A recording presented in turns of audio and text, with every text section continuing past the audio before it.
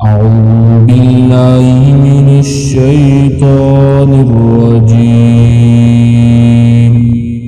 بسم الله الرحمن الرحيم.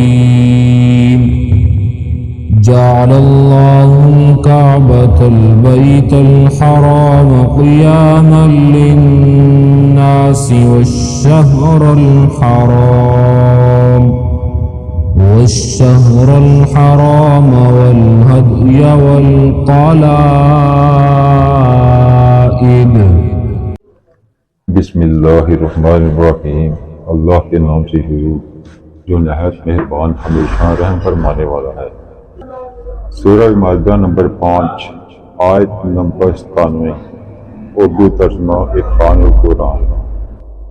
اللہ نے عزت و ادب والے گھر کعبہ کو لوگوں کے لیے دینی و دنیوی امور میں قیام امن کا باعث بنا دیا ہے، اور حرمت والے مہینے کو اور کعبہ کی قربانی کو اور گلے میں علامتی پٹے والے جانوروں کو بھی جو حرم مکہ میں لائے گئے ہوں، سب کو اسی نسبت سے عزت و احترام عطا کر دیا گیا ہے.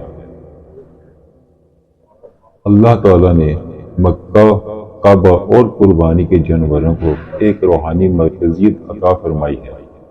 ان جانوروں کو عام جانوروں سے ممتاز کیا گیا ہے کیونکہ یہ اللہ کے گھر کی طرف قربانی کے ارادے سے لائے گئے.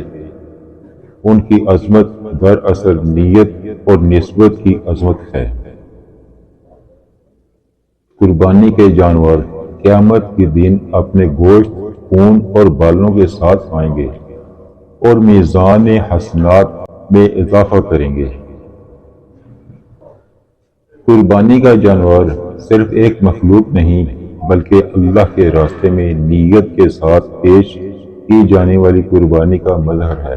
اسے محبت، عزت اور احترام کے ساتھ پالیں کیونکہ یہ سفر قرب الہی کا ساتھی ہے. یا اللہ اس قربانی کو اپنی بارگاہ میں قبول بنا اور ہمیں نجات کا ذریعہ بنا. آمین یا رب العالمین.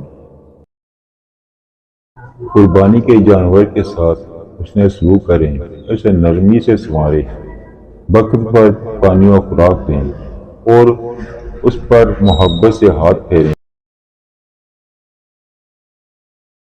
قربانی کا جانور اللہ کا مہمان ہوتا ہے. اس کی خدمت اور حفاظت دراصل اللہ کے حکم کی تعظیم ہے. آئیے اس عید پر قربانی کی روح کو سمجھیں اور محبت، خلوص اور ادب سے اس سنت کو زندہ کریں.